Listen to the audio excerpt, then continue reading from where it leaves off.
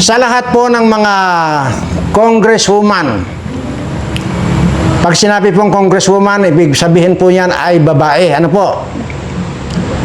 Na tumanggap ng malita or either pira galing sa flood control project. At maging dyan sa mga senador, ng mga senadora. Kung kayo ay tumanggap, ang pinag-uusapan po natin din yung mga babae na senador at yung mga babae na congresswoman. Kung kayo ay tumanggap ng malita, kung hindi man malita, ay pira na galing sa flood control scam, nako, mag-isip na kayo.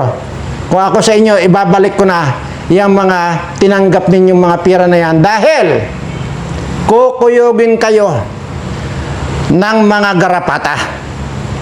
At saan po pwesto yung mga garapata? Diyan mismo sa mga bilat ninyo.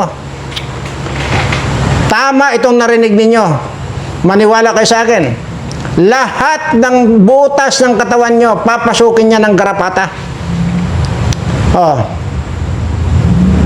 Tainga, bibig, ilong, at higit dyan, siyempre natural yung bilat ninyo.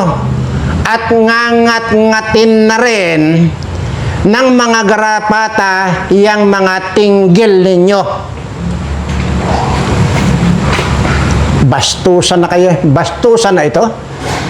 At kayo rin, na mga congressman, mga senador, ito naman po yung mga lalaki. Pag hindi nyo ibinalik yan, mga pirang mga natanggap ninyong mali-malita na yan, lulubo iyang mga bayag ninyo. Pag lumubo yan, pag hindi na kaya ng balat ninyo na i-accommodate yung hangin, diyan sa mga bayag ninyo, sasabog yan. Pag sumabog yan, natural, sasambulat yan, patay kayo. Kung ako sa inyo, saulin nyo na yung mga pirang mga tinanggap ninyo mga mali-malita na yan. Ikaw, Mark Villar, 7 malita. Ikaw, Soto, 2 malita. At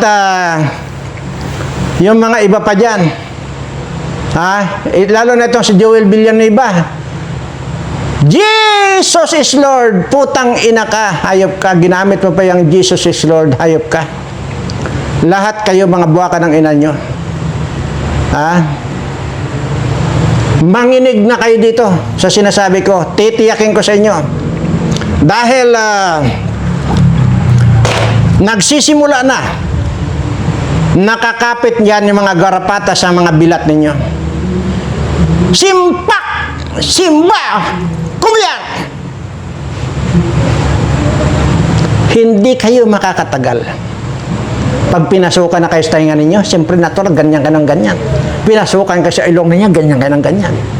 Pagka pinasukan ka sa bibig ninyo, hindi nyo maintindihan. Pag pinasukan ka sa bilat ninyo, hindi nyo maintindihan. Pag kagaganyan ninyo. Hanggang sa mamatay na kayo. Kung ako sa inyo, sauli nyo na, yung mga pirang yan. Dahil sobra na ang paghihirap nitong ating mga kababayan.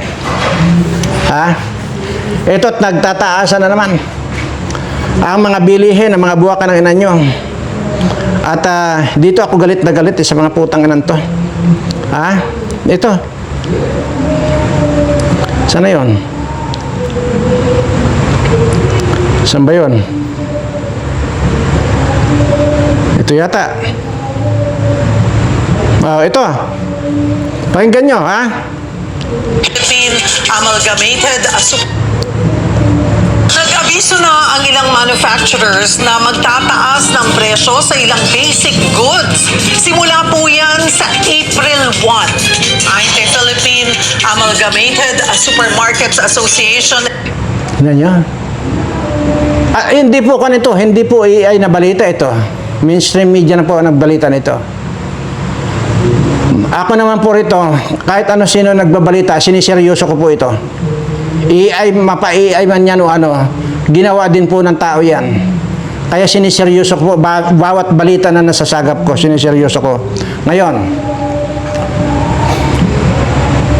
Ni halos nga ultimo nga bitsin or either magic sarap, hindi na nga makabili itong mga kababayan natin dahil wala ng mga pira eh. Tapos magtataas pa. Talagang papatayin talaga nila ang mga tao. Ikaw BBM, kung wala ka nang hindi mo na alam na patakbuhin ang gobyerno, pahinga ka na. So, humigop ka na lang ng humigop, umupo ka sa isang tabi, ipaubaya mo na kay BP Sara yan. Wala, hindi mo talaga kaya. Dahil parang mas ang priority mo rito yung humigop na lang ng humigop eh. Hindi mo na kaya. Tama na. Stop na. Hindi lamang po yan. Ito pa Pati presyo ng karne nakaambaring tumaas.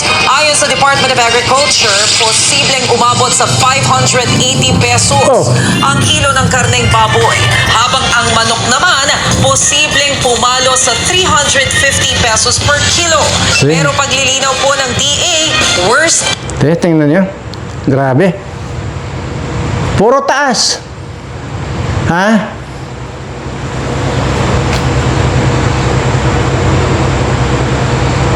Grabe.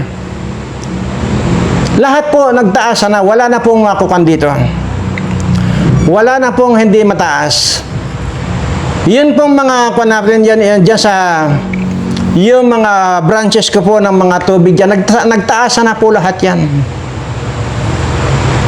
Pero ang hindi kayo maniniwala, sa halip na susunod ako doon sa pagtaas, sasabay ako doon sa mga karamihan na magtaas ng tubig, yung mga purified drinking water, mas binabaan ko pa po ng 50%.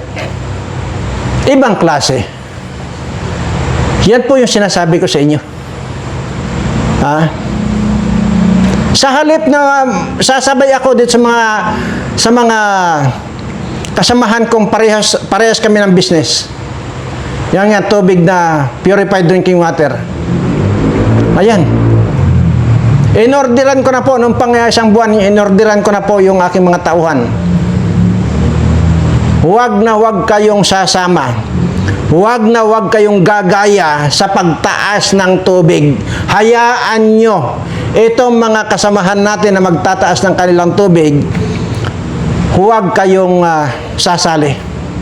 Bagkos, kung ngayon ang presyo ng tubig dyan, ngayon sabi ko kung saan man kayo, kasi may mga lugar po kami na may mga branch ako ng mga lugar na may mga hindi pare-parehas ang presyo ng tubig.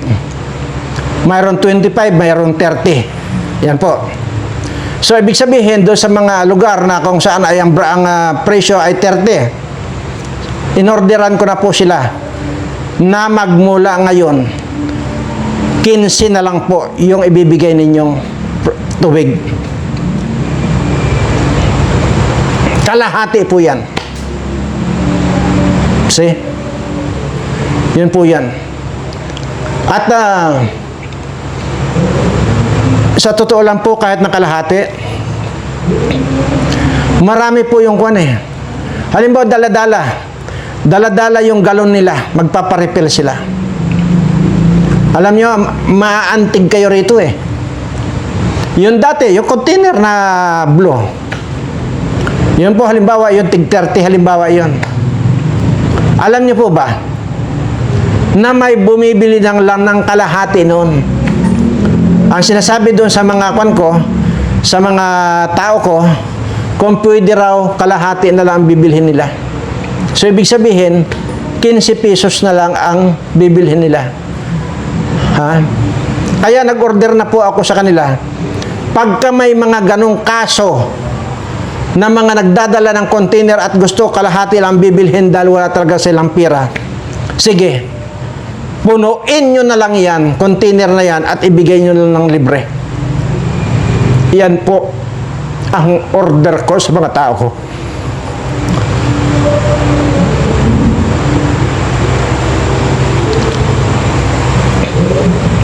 Sobrang hirap na po ngayon. At kahit na man lang sa tubig man lang ay makatulong ako dito sa mga kababayan ko.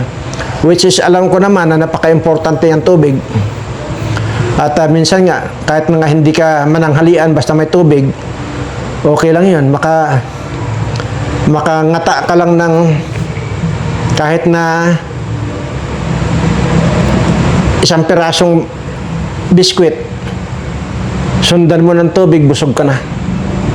Kaya yan po yung kabilin-bilinan ko sa mga tao ko.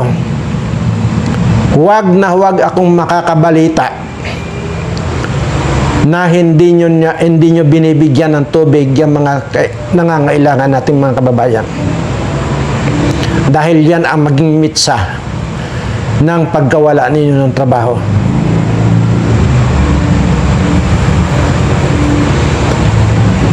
Ano pa ang pinaglalaban ninyo halimbawa? Na hindi sundin yung order ko, ay bayad naman kayo. Kung ano yung araw ninyo, bayad kayo. Kaya ito na rin, isa na rin po itong video na ito na pag-attention na rin din sa mga tao ko. Kung ano yung order ko, yun lang. Kung kinakailangan na punuin ninyo yan at halimbawa gusto lang nila kalahati lang bilhin, punuin ninyo, bagkos ilibre nyo na. Sinasabi ko, pagka kita nyo naman yung tao na talagang makikita nyo yung itsura ng tao kung yan ba ay gipit na tao o ano, bigyan nyo na ng libre yan.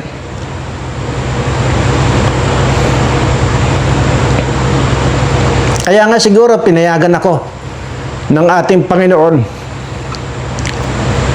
na magkaroon ng 25 branches ng mga ganyang water station na purified drinking water dahil alam niya na darating ang araw ako lang yung makakagawa ng pagbibigay ng libre sa ating mga kababayan.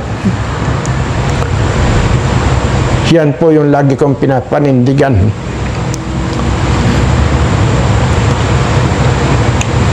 Naranasan ko po kung papaanong maging mahirap. Naranasan ko po yung gustong-gusto kong kumain, wala akong makain. Umaasa lang po ako sa mga katulong diyan dati sa Green Hills na nagsusupply sa akin ng pagkain.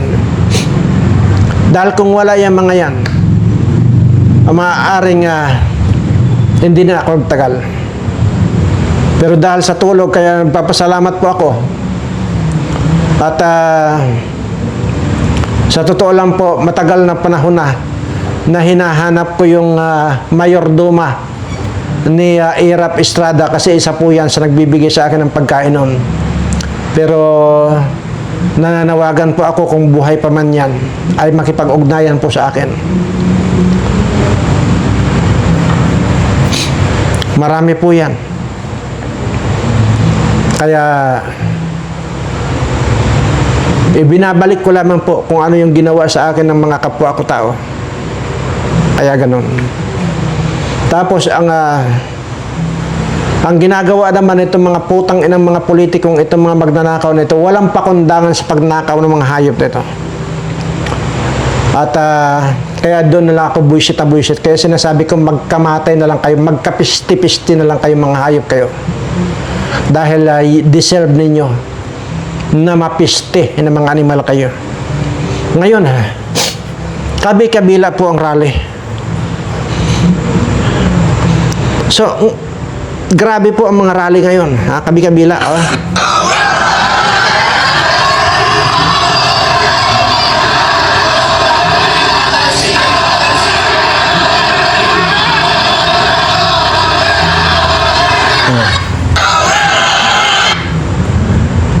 Pero inaabangan ko po ito na maibalita man lang sa Channel 7. Hindi po.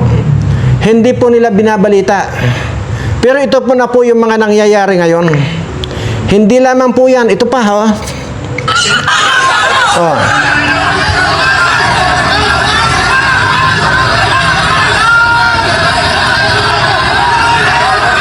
Nagkasakitan na po yung mga pulis at saka mga ralista. Imaginin mo. Hindi ko maintindihan itong mga media and itong mga Channel 7 na ito kung ano ba ang pinoprotektahan din itong mga animal na ito.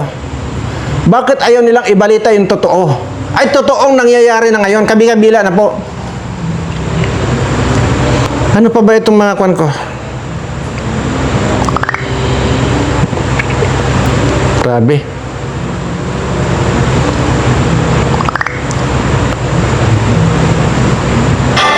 Wala na sa ayos ang ating bansa ngayon. Kaliwa kanan na yung rally. Grabe, nasa 3 milyon o 10 milyon po. Kaya mga kadidiis, i-share nyo, i-like ang video. Salamat! Wala na sa ayos ang ating bansa ngayon. Kaliwa kanan na yung rally. Grabe, nasa 3 milyon.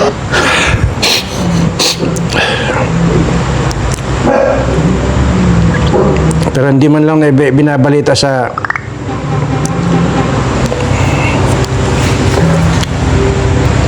na hindi man lang po binabalita sa ito sa mainstream media.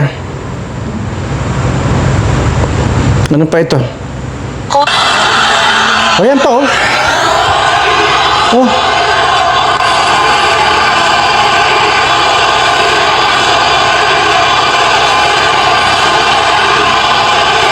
Grabe. Yun naman po yung sinasabi ko. Kaguluhan po talaga ang kwan ito. Mauwi po sa kaguluhan to, mauwi sa patayan ito kapwa Pilipino. So, kaya nga yun ang sinasabi ko, Mr. President, kung hindi mo na kaya, bumaba ka na. Hindi naman kwan to, paligsahan ng kwan kung ano pa. Ha? Hindi mo na kaya. Huwag mo nang pilitin ang sarili mo. Humigop ka na lang ng humigop. Masaya pa ang buhay mo. Baka mamaya mag-aklasan itong mga taong ito na nandito, mga kabi-kabilang rally na ito, at nakalusot dyan sa Malacanang. Baka mapapasama ka. Ha? Grabe.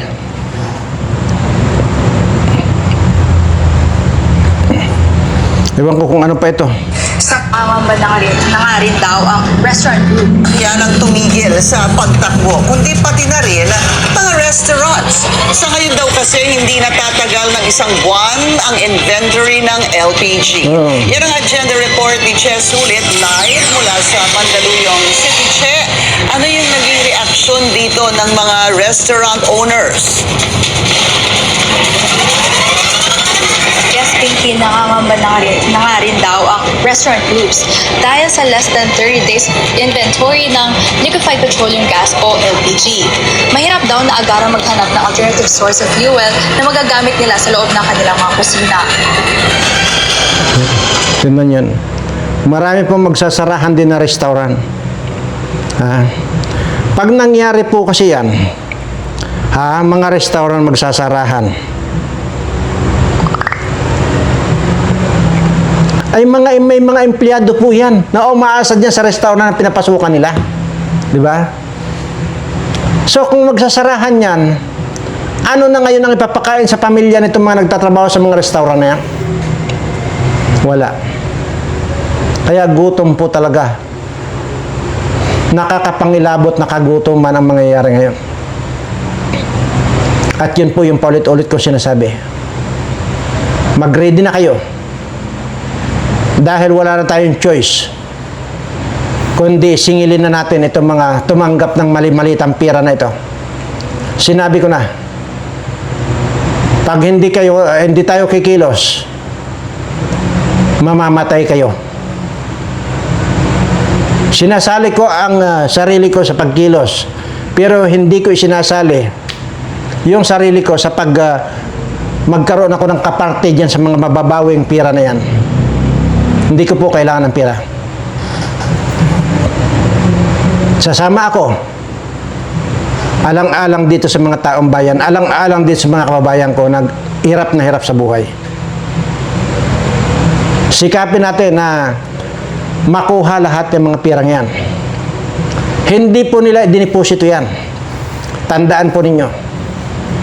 Pagka talagang ayaw nilang ilabas yan, mga pirang yan, putang ina, magsample lang tayo na isa, sunugin natin yan, sunugin natin ang isa dyan, maniwala kayo sa akin, iso-surrender nila yan lahat ng mga pirang malita na yan.